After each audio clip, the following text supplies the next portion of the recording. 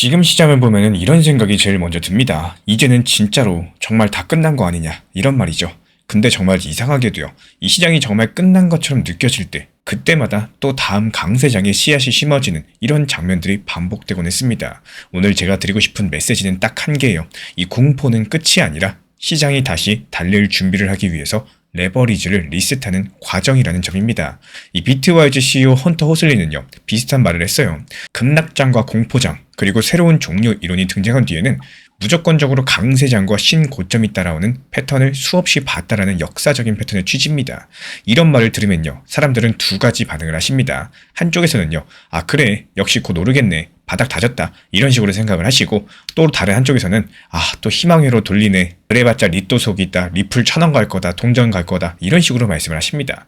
저는 오늘 그 두 분 사이에서 왜 이런 말들이 시장에서 반복될 수밖에 없는지, 리플이 몇백 원 하던 시절부터 수년 동안 리플 XRP에 대해서 영상을 다뤄본 우리 신사 채널 입장에서 역사적인 패턴 구조로서 낱낱이 설명드려 보도록 하겠습니다. 비트코인은 늘 디지털 금이라고 불립니다. 근데 최근에는 금이 강할 때 비트코인이 같이 오르지 못하는 장면들이 나왔어요. 이거는 비트코인의 본질이 바뀌었다는 뜻이 아닙니다. 이 참여자의 구조가 바뀌었다는 뜻이에요. 예전 같은 경우는 비트코인이 주로 크립토 안에서만 움직이는 자산이었다면은 지금은 기관과 ETF, 파생시장, 그리고 주식시장과 연결된 자금 흐름에 훨씬 더 많이 묶여 있다는 거. 그래서 단기적으로 봤을 때 안전자산 서사보다요, 유동성의 방향에 더 민감하게 흔들리는 날이 늘어납니다. 그리고 여기서 핵심적인 질문이 나옵니다. 아니 그렇다면은 공포라는 게 왜 자꾸 반복될까요? 그리고 왜 공포장 뒤에는 항상 강세장이 나오는 경우가 많았을까요? 그 정답은 심리가 아니라 이 시장의 물리 법칙에 가깝습니다. 시장이 상승할 때는 레버리지가 늘어나죠. 선물과 옵션이 커지죠. 그리고 빚내서 들어오는 돈들이 많아집니다. 그러다가 어느 순간 가격이 꺾이면은 공포가 생기는 게 아니라 청산이 생겨요. 청산이 생기니까 공포가 커지는 겁니다. 이런 과정에서 사람들이 가장 많이 하는 착각이 하나 있는데요. 과매도 되면은 바로 오를 거야 라는 생각입니다. 근데 과매도는요, 이 반등의 가능성을 높일 수는 있겠지만 반등의 날짜를 정해주진 않습니다. 왜냐면 바닥은 점이 아니라 이 구간인 경우가 많기 때문인데요. 한번 크게 빠지고 나면요, 이 손실을 견디지 못한 사람들의 물량이 계속 튀어나옵니다. 반대로 그 물량을 받아주는 쪽은 절대로 서두르지 않습니다. 아니 모처럼 역사적인 기회인데 뭐하러 가격을 금방 올려줄까요? 개인들이 버티지 못해서 손절하는 물량들 전부 다 싹싹 다 긁어 모아서 받아 먹고 나서 그때부터 올린다는 거예요.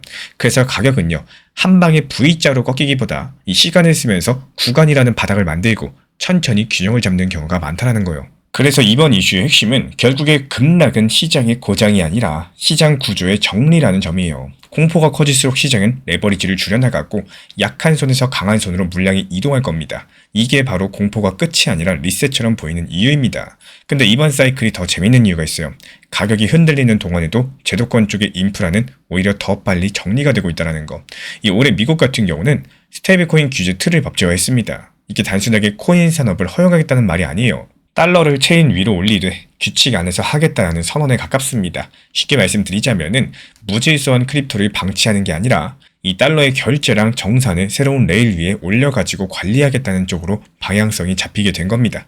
그래서 올해 들어가지고 나타난 변화는 아주 현실적입니다. 은행과 핀테크가 스테이블코인을 투자 상품이 아니라 정산 도구로 쓰기 시작했다는 점인데요. 이 돈이 이동하는데 24시간 걸리던 세계가 24시간 365일 즉시 결제가 되는 쪽으로 밀려가고 있습니다. 이건 가격 그래프보다도 더 무서운 구조 변화인데요. 이유가 뭐냐? 인프라라는 게요, 이게 한번 깔리기 시작하면은 그 위를 흐르는 돈의 양이 시간이 갈수록 늘어나는 경향이 있기 때문입니다. 여기서 2026년 이야기가 나와요. 이 헌터 호슬리는요, 2026년을 언급한 이유가 내일 당장 급등할 거라는 말이 아니라 이런 인프라 변화가 시장에 반영되는 시간을 말하는 쪽에 가깝습니다. 법이 생기고 규칙이 만들어지고 상품이 깔리고 또 기관이 익숙해지고 그 다음에서야 본격적인 큰 자금 이동이 일어나게 된다는 거. 그러니까 2026년은요, 이게 예언이라기보다는 구조가 성숙해지는 시간표를 읽을 때 더 현실적입니다. 그리고 미국 연준의 통화 정책도 이 구조랑 맞물립니다. 이 금리가 내려간다고 해서 바로 위험 자산이 폭등하는 건 아니죠. 하지만 긴축이 끝나고 금리 완화 쪽으로 기울기 시작하면은 이 시장은 최악의 시간은 지났을 수 있다, 이런 가능성을 가격에 반영을 하기 시작을 합니다. 그때부터 크립토는 늘 똑같은 순서를 보여주는데요. 먼저 레버리지가 정리되고 그 다음에 현물이 다지고 그리고 마지막에서야 사람들이 다시 믿기 시작할 때 추세가 붙는다라는 거예요. 그래서 지금 이런 구간에서 가장 위험한 행동은요. 딱 두 가지입니다. 먼저 첫 번째로 공포에 휩쓸려서 원칙 없이 던지는 것. 그리고 두 번째가 지금이 바닥이라는 확신으로 한 방에 들어가는 겁니다. 이런 구간들의 정답은요. 확신이 아니라 설계입니다. 내가 감당할 수 있는 변동성 안에서 시간 분할로 접근하면서 반등이 왔을 때도 한 방에 결론을 내리지 않는 방식인데요. 이 시장이 바닥을 확인하는 데 시간이 필요한 것처럼 내 포지션도 시간을 들여가지고 만들어야겠죠. 이 리플 XRP는요, 더 이상 단순하게 가격이 오를까만의 자산이 아닙니다. 이 지금은 결제량 정산, 스테이블 코인, 그리고 제도권 상품 통로가 만나는 교차로에서 그 역할이 재정의가 되고 있어요. 작년에 출시된 RLUSD가 올해 결제 서비스로 통합됐고요. 제도권은 스테이블 코인을 인프라로 다루기 시작을 했습니다. 또 그와 동시에 XRP 현물 ETF라는 통로로 이 기관이 접근할 수 있는 형태로 이미 들어가 있습니다. 이건 단기 급등 재료가 아니라 수급과 신뢰가 만들어지는 방식이 바뀌는 구조의 변화예요. 그래서 이번 이슈의 핵심은요. 결국에 공포라는 게 끝이 아니라 리셋 버튼이라는 거. 이 공포는요. 사람의 감정이기도 하겠지만 시장의 레버리지를 정리하고 구조를 재배치하는 새로운 과정이기도 합니다. 가격은 흔들리겠지만요. 인프라는 더 단단해지고 있습니다. 이런 모순들을 이해하시려면은 뉴스가 내 감정을 흔들어도 내 판단 기준은 흔들리지 않아야 돼요. 이 공포가 커진 뒤에야 시장은 다시 달릴 준비를 한다는 거. 공포는 종말이 아니라 그 다음 국면으로 넘어가기 위한 정리의 시간입니다. 그래서 지금 중요한 건요. 급등을 기대하는 시간이라기보다는 구조를 읽으시고 그 기준점을 세우는 시간일 수밖에 없어요. XRP의 강점은 단기 급등이 아니라 시간이 쌓일수록 힘이 붙는 구조라는 점입니다. 그래서 저는 항상 현물 기준으로만 접근하셔라 말씀을 드려요. 이 급하게 수익을 노리기보다는요. 평균 단가 관리하시면서 시장의 구조 변화를 같이 가져가는 방식이겠죠. 이런 기준을 정리한 자료는 필요하신 분들께만 따로 공유드리고 있기 때문에 고정 댓글창 참고해 주시기 바랍니다. 전설적인 투자자 존 템플턴 경은 말을 했습니다. 이 시장의 생애를 이렇게 요약을 했는데요. 강세장은 비관 속에서 태어나고 회의 속에서 자라나면서 낙관 속에서 성숙하고 행복 속에서 죽는다라고요. 이 지금 우리 구독자분들의 마음을 짓누르는 이제 다 끝났다라는 비관들, 어쩌면 그것이야말로 새로운 강세장이 태어나고 있다는 가장 강력한 울음소리일지 모르겠습니다. 오늘 우리는 같이 확인을 했어요. 이 지금의 공포장이 파국이 아니라 더 멀리 가기 위해서 무거운 짐을 털어내는 리셋의 한 가지 과정이라는 사실. 그리고 이런 공포 구간은 V자 반등을 주는 게 아니라 바닥이라는 구간을 만들고 개미들의 물량을 탈탈 긁어 모아가지고 다 털렸을 때 그때부터 상승하기 시작한다는 사실. 이런 비바람이 몰아칠 때 이 나무의 뿌리는 더 깊게 내려갑니다. 흔들리는 가격표 뒤에서 묵묵하게 단단해지고 있는 이 인프라랑 거대한 돈의 흐름을 믿으세요.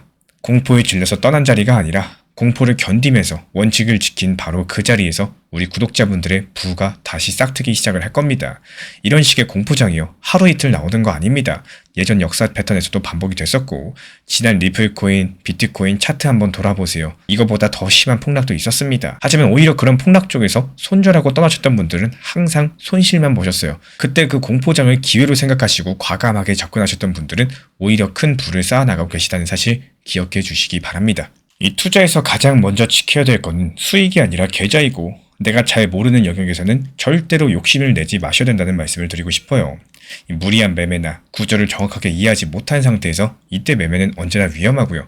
특히나 해외 거래소나 선물처럼 변동성과 리스크가 큰 영역에 대해서는 항상 한 발 물러서서 조심하려는 태도가 필요합니다. 잘 모르는 코인을 큰 비중으로 매수하는 행동은 기회라기보다 사고에 가깝고요. 이런 선택은 단 한 번만 어긋나도 계좌 전체를 흔들 수가 있습니다. 리플이나 비트코인처럼 이미 시장에서 오랜 시간 검증되어 있고 정보도 충분하게 공개된 메이저 코인들은 비중을 나눠가지고 천천히 늘려가는 중장기적인 관점의 대응이 가능하겠지만요. 이것마저도 기준과 계획이 있을 때 이야기입니다. 또 반대로 업비트나 빗썸이 아니라 구조가 불분명한 해외 거래소나 영어로만 가득한 낯선 환경들, 그리고 선물 매매처럼 레버리지가 개입되는 구조에서는 당연히 훨씬 더 조심하셔야겠죠. 특히나 잘 모르는 상태에서 비중을 크게 가져간다는 것은 수익을 노린 전략이 아니라 위험을 키우는 선택에 가깝고 이런 매매는 결과가 좋았더라도 결국에 나쁜 습관으로 남게 됩니다. 운 좋게 한번 넘어갔다고 해서 그 다음도 괜찮을 거라는 생각은 더더욱 위험합니다. 그래서 가장 현실적이고 가장 안전한 방법은요. 지금 사용하고 계신 업비트나 빗썸 같은 익숙한 환경 안에서 내가 이해할 수 있는 종목과 구조로만 대응을 하시면서 비중을 나눠가지고 리스크를 관리하는 거고 이 투자라는 게 언제나 크게 벌기보다도 오랫동안 살아남는 사람이 결국에 이기는 게임이에요. 이 코인 시장에서는 혼자 고민하는 시간이 길어질수록 불안과 의심이 커지고요. 결국에 감정 매매가 반복됩니다. 하지만 같은 기준으로 시장을 보는 사람들이 있다는 것만으로도 많은 분들께서 멘탈이 안정되고 또 실수가 줄어드는 것들을 경험하셨습니다. 이 제가 정리드린 자료는요, 단순한 숫자가 아니라 같은 시각으로 시장을 바라볼 수 있도록 돕는 틀입니다. 필요하신 분들께서 현재 보이는 번호로 문자 신청 주시면 되고요. 혼자 버티는 시장이 아니라 이 기준을 함께 공유하는 그런 시장이 되어줄 겁니다.